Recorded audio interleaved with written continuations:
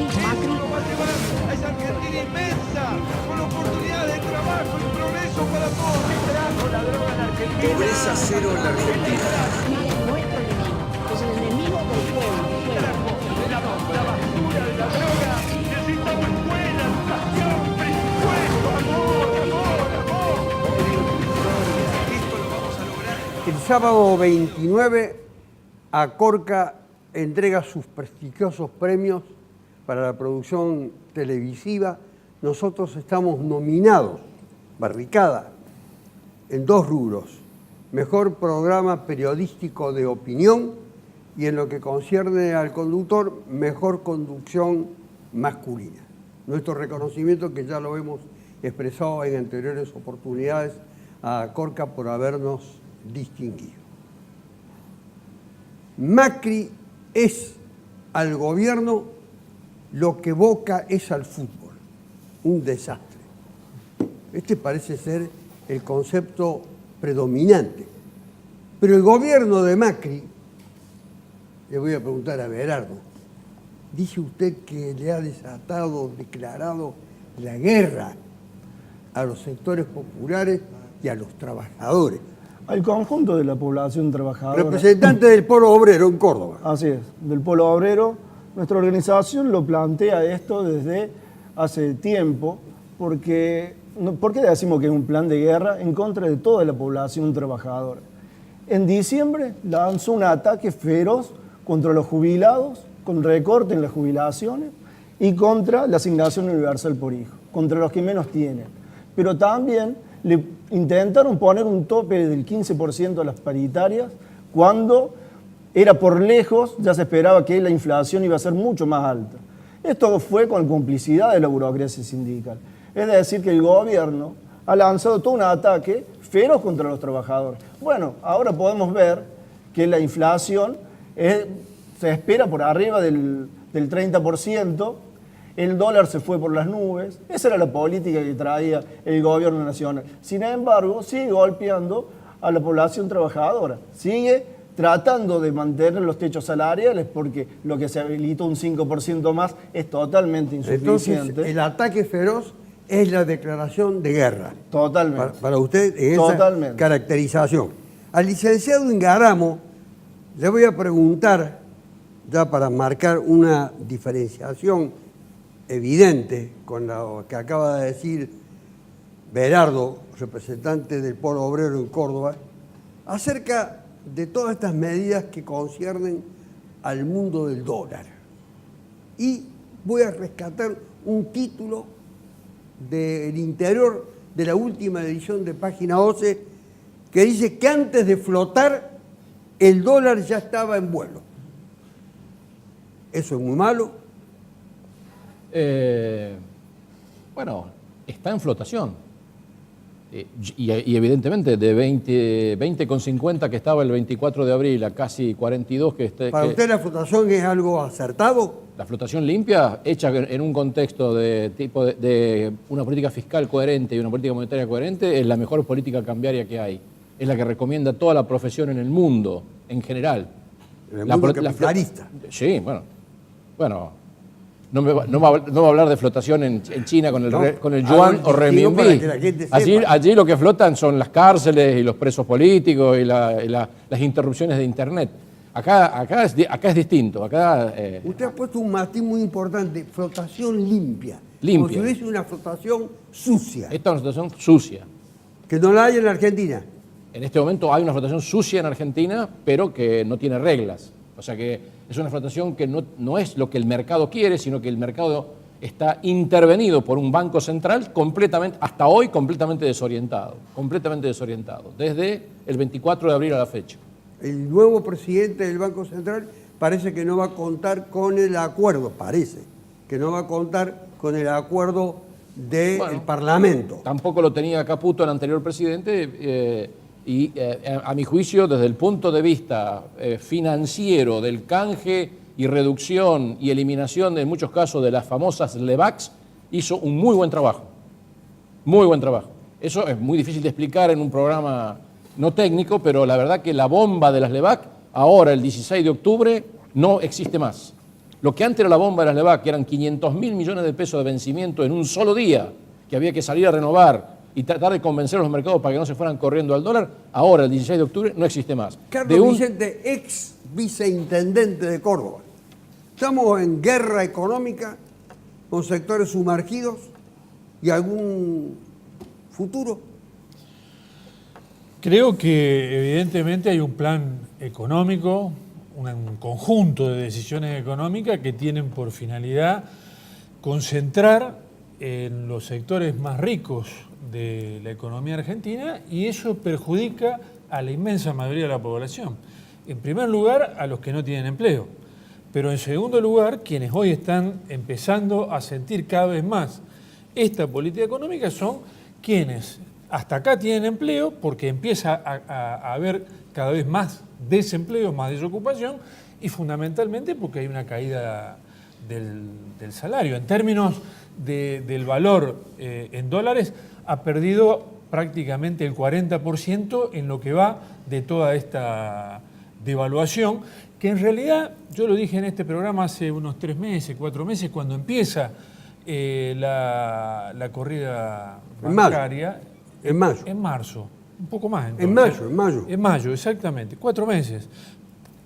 Nos cuesta, parece que fuera mucho más tiempo, pero yo dije, lo que pasaba en la Argentina era un golpe económico de los sectores concentrados, un golpe de mercado, igual que en 1989 el golpe que le hicieron a Alfonsín y que terminó licuando el poder político de Alfonsín y desplegando una hiperinflación enorme que justamente empobreció a la inmensa mayoría y fue el preámbulo de los años 90 con todas las políticas conservadoras que se llevaron adelante. En los enormes, en una cantidad enorme, mensajes que nos llegan, cantidad de mensajes que nos llegan después de los programas, porque se emite varios días el programa, la gente lo que quiere es soluciones, visualizar cuáles son las salidas, porque dice que la discusión de los panelistas suelen ser útiles, esclarecedoras, pero lo que buscan que le den una salida o una percepción de cuál puede ser el futuro inmediato, porque viven en un estado de gran incertidumbre.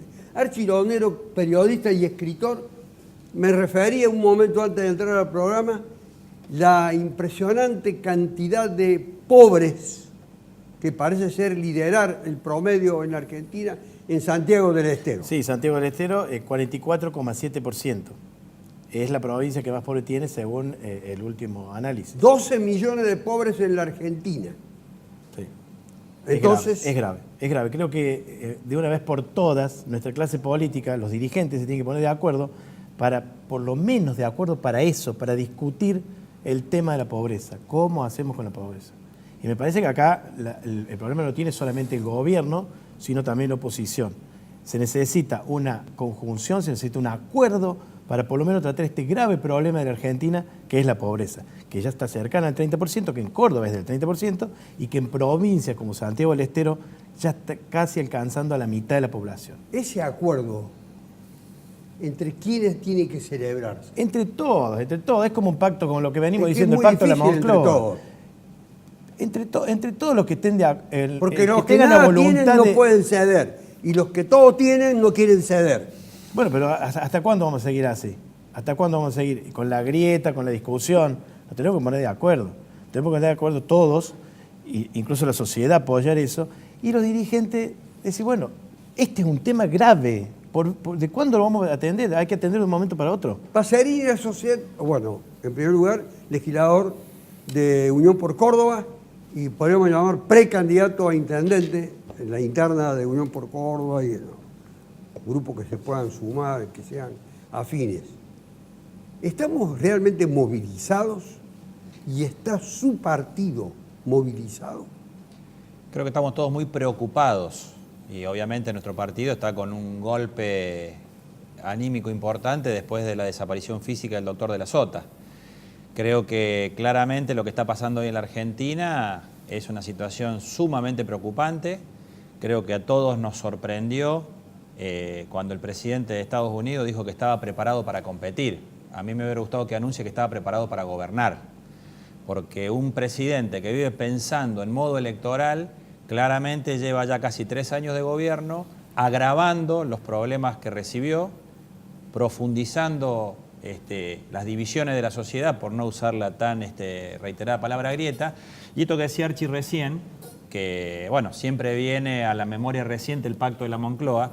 Creo que el doctor de la Sota hasta el día de su muerte venía reclamándole y planteándole al presidente que debía llamar a la unidad de los argentinos, pero no declamativamente, sino convocar a las fuerzas políticas, a las fuerzas sindicales, a las fuerzas económicas y plantear un proyecto donde el presidente se desenamore del poder y recupere la confianza con la gente, sea quien fuere el presidente. Por eso de la Sota hablaba que el presidente tendría que plantearse ser presidente por 4 años. Creo que la movilización está sin hoy reelección. ¿Cómo? Sin reelección, Sin por reelección. supuesto, por supuesto. Creo que la gravedad de la Argentina es que vivimos en la coyuntura y creo que el dilema o el desafío de resolver la pobreza estructural, de sostener la educación pública, que es una herramienta fundamental para combatir la pobreza, de fortalecer el sistema de la salud pública, deberían ser 3 de los 10 o 15 pilares que debe haber una agenda política que no se discute en la Argentina. Estamos discutiendo el acuerdo con el fondo, el acuerdo con el fondo, la flotación cuando nos estamos hundiendo. Creo que el acuerdo con el fondo, celebrado por algunos, significa problemas para los próximos muchos años de la Argentina y creo que la clase política debemos tomar conciencia de eso y movilizarnos porque la gente nos va a pasar por encima. Licenciado Lucas Valén, presidente del bloque de concejales Juntos por Córdoba. Cuando el presidente, hoy en ejercicio, en Estados Unidos anuncia el lanzamiento virtual de su candidatura, ¿qué impresión le produce? A mí, ¿Es una cosa atinada, es una cosa oportuna? ¿Es fruto de la reflexión? mire, es un dato de la realidad el que todos estaban especulando respecto de lo que piensa Macri, de qué lugar va a ocupar en el 19. Creo que despeja muchísimas dudas y parte de esta incertidumbre respecto de lo que va a pasar el año que viene. Independientemente del lugar y el momento, lo cierto es que, por supuesto que lo dijo. Y yo creo que hay una inexactitud en afirmar que este es un gobierno que no haya llamado, no haya convocado el diálogo, si bien en los términos del diálogo que por ahí plantea el Partido Peronista o el Partido Justicialista. Porque el gran desafío que tiene el gobierno de Cambiemos es poder gobernar a pesar del peronismo en nuestra Argentina. ¿Por qué digo esto? Porque todos queremos y esperamos que el presidente Macri pueda llegar al final de su mandato y si dentro de la fuerza política que nosotros estamos integrando se decide que él sea otra vez candidato, que tengamos la libertad y en un sistema absolutamente democrático podamos volver a elegirlo o no. Esa es otra discusión. El tema es que el diálogo no es legítimo o no es honesto cuando se condiciona a diferentes demandas. Y le pongo un ejemplo chiquito que hizo recién alusión el legislador Pacerini. Dentro del peronismo, a pesar o a raíz de este nuevo escenario que se vive por la muerte del exgobernador de la Sota, se está buscando la unidad dentro del partido. Y lo quieren sin condicionamientos. Entonces, ya condicionar a que vengan los diferentes dirigentes a formar parte del mismo partido, ya ahí da muestra de cuál es la metodología que en general tiene el peronismo para solicitar el diálogo.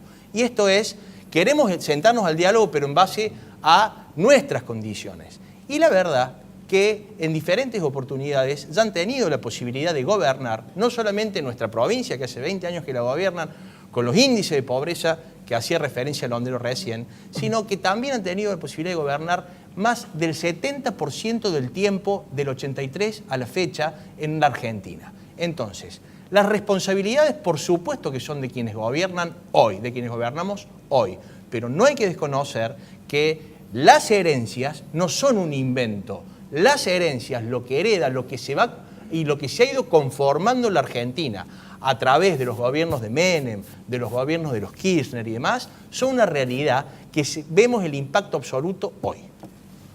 De acuerdo a lo que usted dice, obviamente no hay diálogo, sino tiene que haber, frente a una declaración de guerra, lucha. Totalmente, pero me sorprende lo que dicen acá del diálogo. Conteste porque Sí. el programa tiene amplia libertad para expresarse sobre lo que cada uno dice.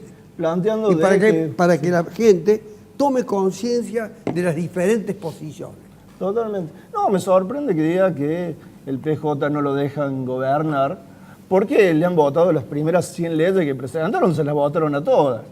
Y no solamente eso, salió en los medios locales la semana pasada o al principio de esta semana, que el gobernador Schiaretti dice: nosotros vamos a bancar al gobierno nacional en el ajuste, en el plan que tiene que desarrollar. Entonces, acá totalmente de acuerdo con una parte, con que son todos responsables, porque todos los que se nombran acá, todos han gobernado. Entonces, que no lo dejen gobernar, me parece que no es así, sino que justamente acá en Córdoba lo vemos claramente, que garantizan este acuerdo, porque hay una política que tiene en consonancia. Los kirchneristas dijeron: si nosotros gobernamos, vamos a garantizar el pago al Fondo Monetario, vamos a garantizar todo. El PJ, bueno, es gobierno y se sentaron todos en la mesa a acordar el pacto fiscal. Bueno, son todo parte de ese mismo proceso. Pero esperar que terminen los mandatos no es también una expectativa de sustituir a ese gobierno al cual se lo discute de una manera no bélica, como lo hacen los partidos que usted podría decir, los partidos burgueses.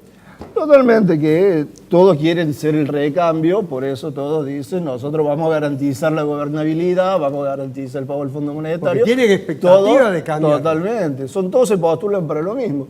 Nosotros lo que planteamos con esto de que si el 2019 sí o no, los trabajadores necesitamos respuesta ahora, no podemos esperar hasta el 2019 por las respuestas. ¿Por qué? Porque se plantea que la pobreza ha crecido, y no solamente ha crecido la desocupación, sino que los trabajadores, aún trabajando, son pobres y no llegan a fin de mes.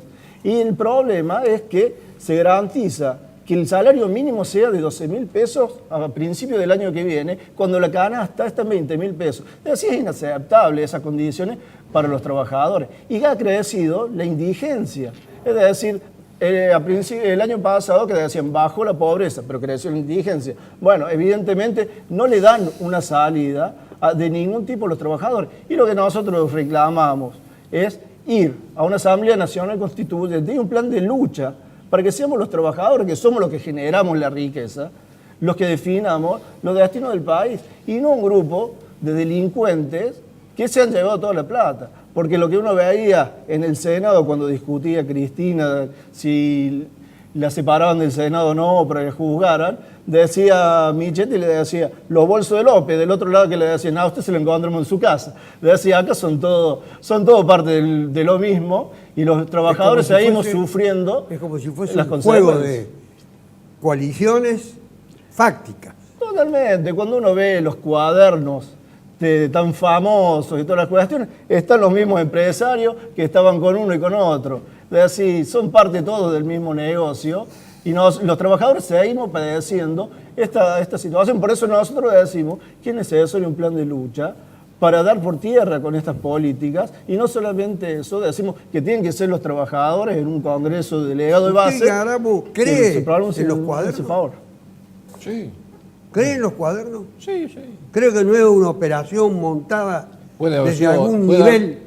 Puede haber sido una operación en su momento, pero ahora que declararon el señor Roca, el señor Roggio, y están todos ahí en el... ¿No declararán acaso porque tienen miedo?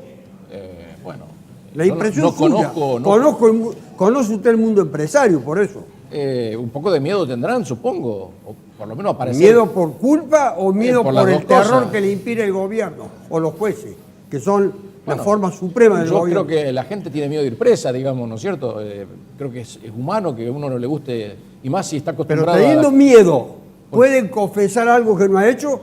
Bueno, el juez se encargará de encontrar las pruebas correspondientes. Eso me parece que es un proceso que... Yo los empresarios que conozco, hay de todo, digamos. Hay buenos, malos y asigún. Eso es una cosa que no se puede generalizar de esa manera, digamos. Acá no es generalizado. Acá ha habido de estos muchachos que están en los cuadernos, están casi todos prácticamente con los dedos marcados, y tendrán que sacar digamos, enfrentar el proceso que corresponden, como arrepentidos, como lo que sea, y ahora que ya los han imputado a una gran mayoría de ellos, tendrán que hacer el proceso judicial como corresponde. Hay una definición. Una cosa es el cuaderno en sí, otra cosa es todo el proceso judicial que eso desencadenó, que me parece que ya en este momento tiene montones de Bueno, el proceso pruebas. judicial está muy impugnado desde el punto de vista técnico, que acarrearía nulidades, bueno, es una cuestión ya diferente. Pero ha habido empresarios que se han arrepentido ellos de su conducta, incluso han ido a salvar a sus gerentes, a sus subordinados, y han puesto la cara a ellos y ahora tendrán que hacerse cargo. Al tratar de salvar a los subordinados, han tratado también de salvar sus intereses en las empresas. Puede ser. Bueno. Esa es una motivación. Pero a mí me gustaría hacer un pequeño comentario, ¿no? Haga todos los comentarios que quiera. Uno es político.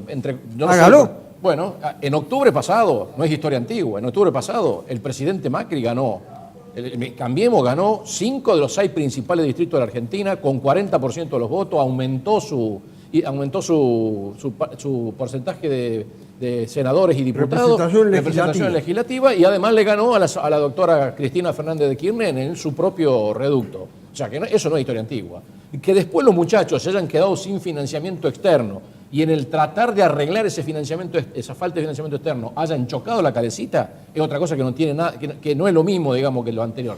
Hay que ser racional en el encadenamiento de causas a efectos. 10 días antes de que empezara la corrida cambiaria, el 24 de abril, se hizo la licitación por la famosa participación público-privada. Y había tanta confianza en la política económica del gobierno de Macri antes de la corrida que se pidieron 2.400 millones de dólares de inversión y hubo 6.300 millones de dólares ofrecidos.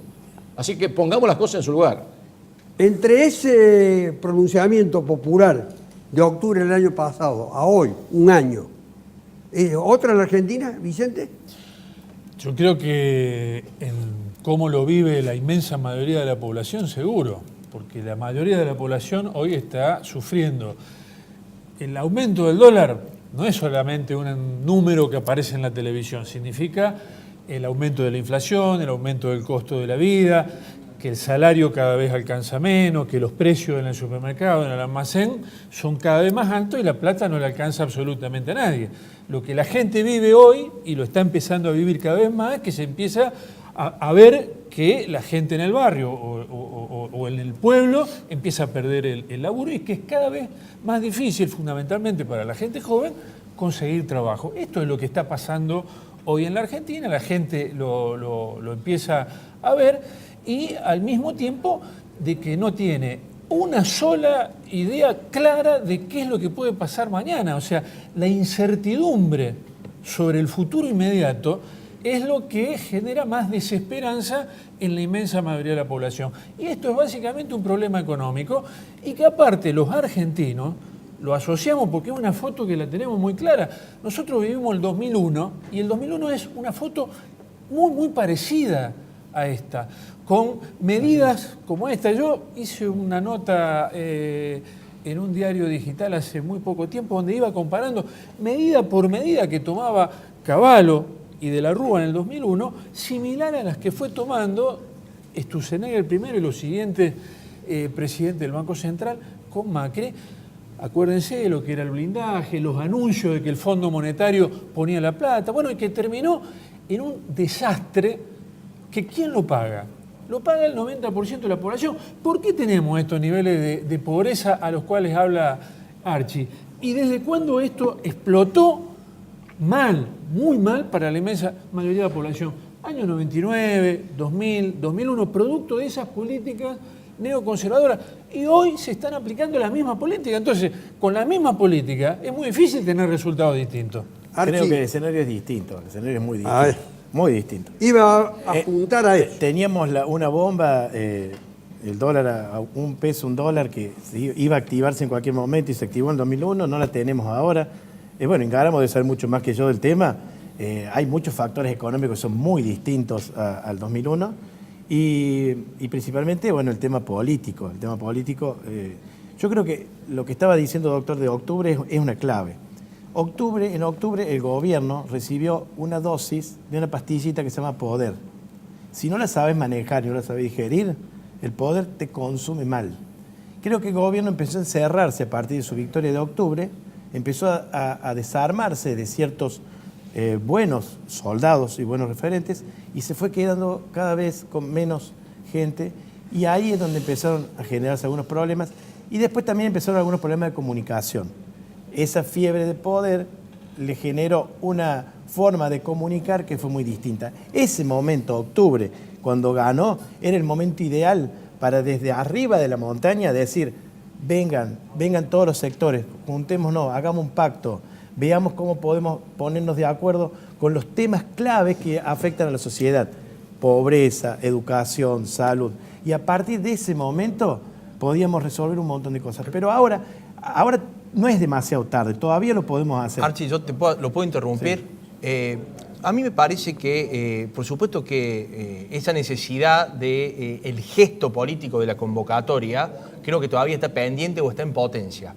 Pero digo, no ha ocurrido que este sea un gobierno que en ningún momento o que en todo momento desconoció la importancia, por ejemplo, de los gobernadores de las provincias. Recordemos que apenas asume Macri, les restituye el 15% de la coparticipación. Cumple un fallo de la Corte Suprema. Sí, un fallo de la Corte Suprema, pero que había presentado Córdoba.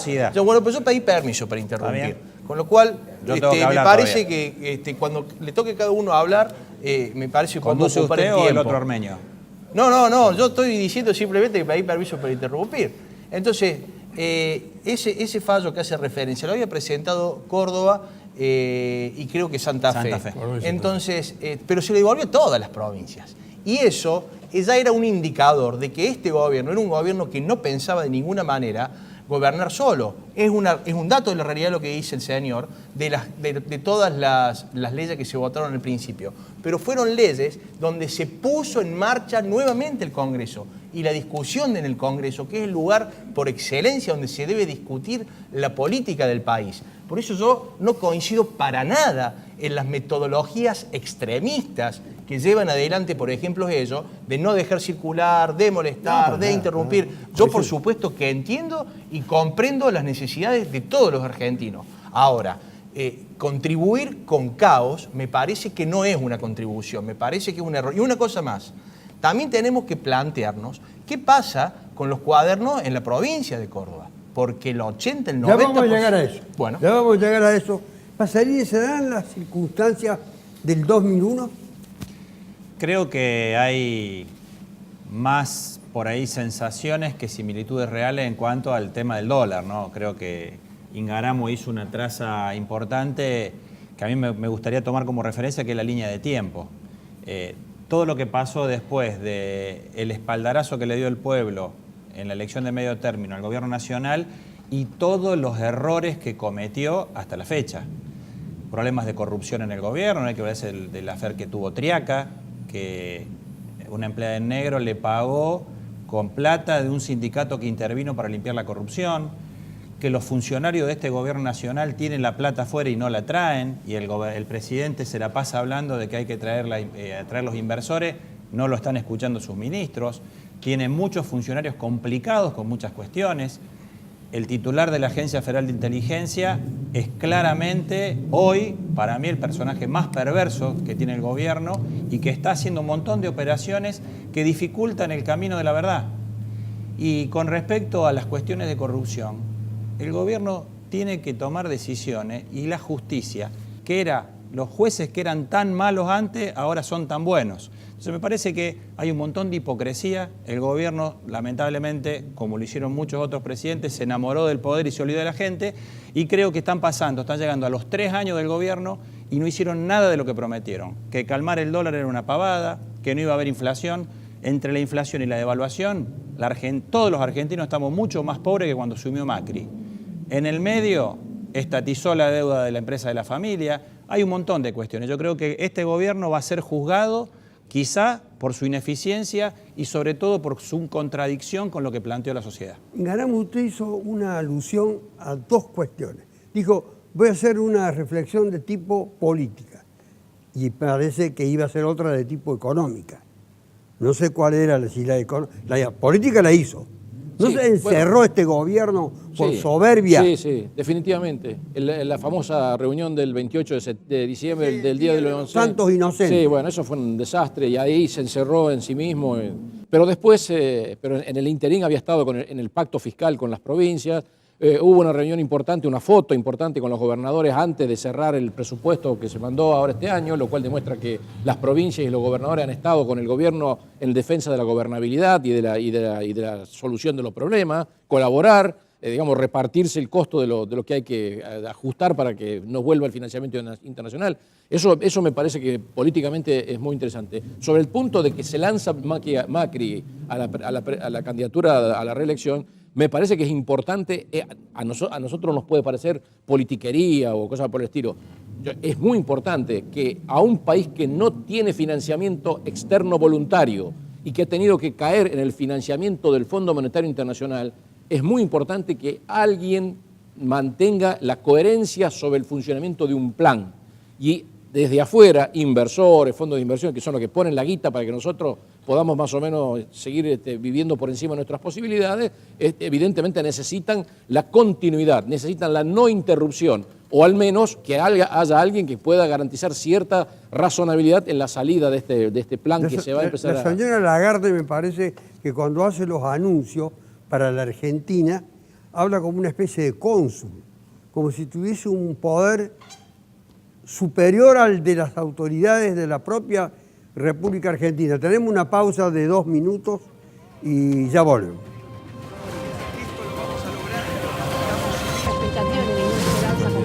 Por los momentos que vivimos, evidentemente eso tiene un grado de influencia sobre la contención que se advierte en los panelistas y el alto grado de responsabilidad con que asumen su participación en un programa de estas características. Berardo, esa asamblea constituyente implica la destitución directamente del gobierno nacional. Totalmente. Y de todos los gobiernos provinciales. Sí, sí. Y de todos los municipales. Sí, barajar y dar de nuevo, discutir todo de nuevo. ¿Qué viabilidad tiene esa asamblea constituyente? ¿Qué posibilidad en la Argentina de hoy, en la que acaba de escuchar usted a Balián, sentirse afectado porque lo molestan en el tránsito, en la calle, etcétera? Mire, los modos que ustedes emplean? No, acá no es un problema de tránsito, el problema es que la gente de comportamiento no tiene para social sería. Es que el problema es que la gente no tiene para comer, no si llega un poco más tarde. Pero o más la temprano. asamblea constituyente, que es lo que me interesa a mí. Por eso iba. Miren, el problema es que hay que barajar y dar de nuevo. ¿Quién va a tomar lista en la asamblea, por ejemplo? Mirá, es como lo del tránsito. El problema acá refutarlo. es quién toma lista en la asamblea y no quién discute la asamblea. A mí me importa más quién discute la asamblea y no quién toma lista. ¿Pero quién me va a representar a mí? ¿Usted? ¿Y si me votan, sí? No, bueno, entonces para que usted lo... El problema es que cómo se llega a una asamblea constituyente. Ya votamos y legalmente y legítimamente tenemos... No, el problema acá es hace un momento usted pidió que lo respetaran en la palabra. A ver que complete Berardo. No, el problema es el siguiente. Porque acaban de decir, no, golpista, que tiene que ser... Ningún pueblo está obligado a seguir manteniendo en el gobierno a un gobierno que atenta contra los derechos de los trabajadores y del pueblo mismo. Es decir, si el pueblo está pasando hambre, no tiene por qué soportar al gobierno que le hace pasar hambre. No está por qué obligado a eso. Y a una asamblea constituyente, nosotros decimos si se llega por un proceso, y se llega por un proceso que es el siguiente. Acá nosotros estamos reclamando una asamblea de base del movimiento obrero. Y es todo un planteo para que todos los trabajadores, como dije anteriormente, seamos los que discutimos los destinos del país y no gente que está discutiendo los destinos del país para seguir fugando la plata, para seguir bancando la bicicleta financiera. Y nosotros decimos que los trabajadores, los que padecemos las políticas de estos gobiernos y los que generamos la riqueza, tenemos que ser los que discutimos cómo se distribuyen esas riquezas. Entonces la Asamblea Constituyente tiene que discutir cómo plantear toda una política de Estado sobre otras bases. Un nuevo Estado. Que tenga reformular el Estado. Totalmente, y que sea los trabajadores, la clase laboriosa acá de la Argentina, sobre los cuales sean los beneficiarios de, y no los pulpos internacionales. Ingaramo disentía visiblemente, incluso se sonreía, no con burla, con discrepancia. ¿Por qué? Bueno, ¿no es factible esa asamblea constituyente? Evidentemente no. Yo creo que no es nada factible. Para mí la factibilidad de la asamblea constituyente es cero. Eso es reformular el Estado en Argentina. Nosotros votamos, tenemos 30 y pico de años de democracia. las minorías tienen derechos, hay representación de los propios colegas de él que están en los la legislatura. Y bueno, entonces quiere decir que aceptan la regla de juego, juegan la regla de juego. Si les toca tener uno en medio de 256, bueno, embrómense, hagan mejor política para tener 2, tener 5, tener 10, pero no pidan que porque tienen uno en medio de 256 legisladores salgamos a hacer una nueva asamblea constituyente. Eso ¿Y cómo va a ser, Londero, el proceso de elección, ya no de la Asamblea Constituyente, este proceso de elección de los que van a representar al pueblo para transmitirle en alguna medida al poder las soluciones que el poder hoy no le brinda? No, primero lo que no entiendo. Dejo de lado. ¿Quiere contestar? Contéstele de la Asamblea Constituyente. O sea, es inexplicable que dentro de un contexto democrático, que tenemos una constitución del año 1853, reformada en el 94, que planteen una situación así, me parece ridículo, fuera de lugar. Es como si yo, no sé, fuera a pedir que quiero ir a vivir a la Casa Rosada. Me parece totalmente ridículo. O sea, vivimos en un país, nos hemos ganado un sistema democrático, lo hemos ganado. Hace 32 años, como decía el doctor, que estamos en este sistema. Ellos pueden tener representatividad, pueden llegar a... Yo siempre digo, los medios siempre están abiertos a todo, no tienen que andar haciendo barricada y cortando calles para llegar a los medios. Nosotros los escuchamos y los atendemos a todos. No entiendo, o sea, me parece un planteo ridículo que no lo quiero dejar pasar. ¿Cómo vamos a patear todo un tablero de convivencia política que hemos mal armado los argentinos y el que vamos a tener que aprender y con el que vamos a tener que salir adelante? No queda otra. ¿Usted, Vicente, cree que los medios le dan acceso a todos? No, de ninguna manera.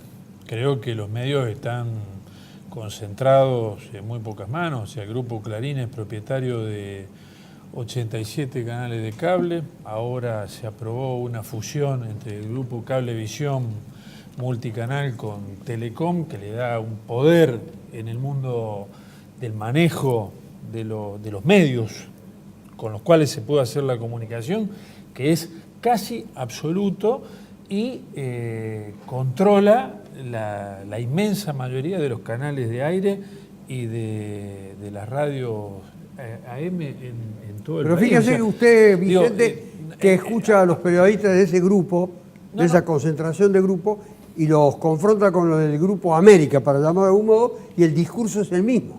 Un discurso hegemónico, armado y articulado de la misma forma. Hay un discurso hegemónico que tiene mucho que ver justamente con esta enorme concentración en una sola mano, porque este es el tema, que eso impone a los menores que van en la escala, les va imponiendo ese discurso. O sea, es muy difícil escuchar algunas opiniones en los medios de comunicación. Es parte de un relato, es parte de un relato. Yo creo que en los medios del Grupo Clarín, por decir que me dejé hablar acá. Bueno, pero ya que lo citaste, Carlos, los medios del Grupo Clarín hablan, yo escucho que opinan todos. En ese ensayo, que tuvo buenas intenciones, que fue 678, buenas intenciones iniciales, ensayo que quisieron hacer, al final del programa terminaron hablando solamente los que opinaban de una forma, y nada más. Y en los medios no hegemónicos, entre comillas, que auspició el gobierno kirchneristas, hablaba solamente una sola franja de dirigentes. Yo doy datos concretos y te pido que respondas a los datos. O sea, hay 87 canales de cable que representan el 90% de los canales de cable que son del Grupo Clarín, ¿sí o no? Sí, esto es lo que estoy diciendo. Estoy diciendo que se ha monopolizado Cablevisión, multicanal, se aprobó el acuerdo con Telecom y eso significa tener la inmensa mayoría del poder de los medios con los cuales se puede hacer la comunicación. Sí, es así. La radio, la televisión está en manos del mismo grupo, los diarios de mayor tirada también son del mismo grupo. La agencia de noticias más importante también es del mismo grupo. Pero la única agencia de noticias. Pero el kirchnerismo ¿a qué apuntaba cuando quería hablar de medios? A tener el control absoluto de los medios. No estoy hablando ni del kirchnerismo ni de... O sea, estoy hablando de datos. Entonces yo lo que te pido, por una cuestión de respeto, no a mí, porque evidentemente tenés posiciones distintas a las mías, pero sí a los que están escuchando, que a los datos que yo doy puedas replicarlos con otros datos. ¿Pero te cerraron las puertas alguna vez, Carlos, esos medios? Sí, por supuesto que sí. Me prohibieron hablar, entre otras cosas, del diario La Voz del Interior. Yo escribía en La Voz del Interior, mensualmente en La Voz del Interior, no pude escribir nunca más, pero como yo te podría seguir citando a muchos otros que Yo son creo muy que han conocidos. tenido pero- siempre lugar. No, he tenido en el pasado, por supuesto, y por tener posiciones distintas no las puedo tener. Y no se lo estoy reclamando.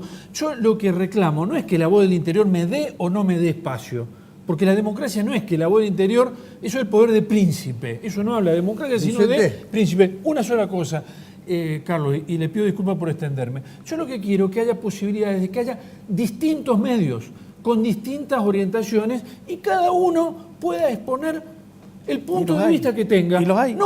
No, hay hoy una hiperconcentración y que justamente esto es lo que hace falta democratizarse. Si no es muy difícil hablar de democracia en Aquí serio en el único Argentina, que si es esto no se hace. candidato o precandidato que es Pacerini, le voy a preguntar, Trump llegó contra los medios. Es decir, todos los medios lucharon para que Trump fuera el payaso que iba no gobernar, Menos uno. Bueno. Fox. pero la casi totalidad de los No medios... lo ninguneemos tampoco. No lo sí, sí, ninguneo. pero fue. Al contrario. Fue ¿Es el necesario antihéroe, el digamos. concurso de los medios para un precandidato como usted? Yo creo que es indispensable. Yo no hago- No, no doy nombre. Carlos, es indispensable que haya libertad. Creo que hoy estamos en una situación en la cual los distintos poderes hegemónicos tratan justamente de fortalecer esa hegemonía, con poder de chequera o con poder oficial. Creo que hoy la realidad de la Argentina no la puede tapar ningún medio, ni la puede exagerar ningún medio, ni la puede minimizar ningún medio. Creo que la gente no es estúpida y creo que durante mucho tiempo nos pasamos o a veces nos imponen discusiones que creo que a la gente de a pie no le interesan. Creo que hoy la Argentina vive una situación muy complicada, que por reiterativa es mucho más grave. La similitud con el 2001, yo le decía antes que por el tema de que los depósitos no están en dólares, quizá no haya un corralito, pero yo creo que la gente no se banca otra frustración más. Los que tenemos más de 35, 40 años, queremos un país que tiene todo para crecer, pero que parece que a quienes le toca gobernar la presidencia de la nación parecen no entenderlo. Creo que de una buena vez por todas tenemos que terminar con las discusiones estériles. Quienes tenemos aspiraciones de modificar la realidad, en mi caso de gobernar la ciudad de Córdoba, por más propaganda que hagan diciendo que la ciudad está limpia, uno sale a la calle y la ciudad está sucia. Lo digo no para bardear, sino como un ejemplo. La gente ve por sus propios ojos, opina y vota. Y creo que eso es lo más importante. Creo que hoy la Argentina vive un momento muy complicado. Tenemos que tener mucha responsabilidad.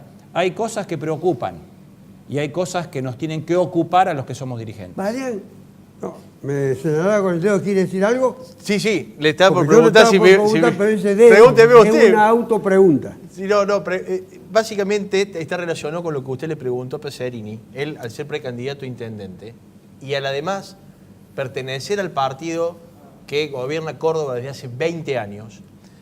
A mí me Por gustaría... el voto popular. Por el voto popular, por supuesto. Pero de todas maneras hay que decir esto, tampoco es sano que estén 20 años las mismas personas. Digo... cuando lo lo digo votan a como usted está lo bien, digo cuando como nos votan una- a nosotros está mal. Lo digo como una reflexión, No, nada más. está Yo no equivocado. quiero, yo es que... Ustedes gobernaron del 83 hasta el 99. 16, Sí, y sí, se señor. morfaron sí, un señor. banco, y me dejaron parece, varios- y me dejaron parece, varios y me desastres. parece que se cometieron muchos errores. Ahora, ¿usted ¿Por cree que en gobernar 20 tanto años... tiempo? Sí, señor. Sí, señor. Y la permanencia en el poder, por más que sea por el voto popular, recién hablaban de candidatos a presidente de un solo periodo.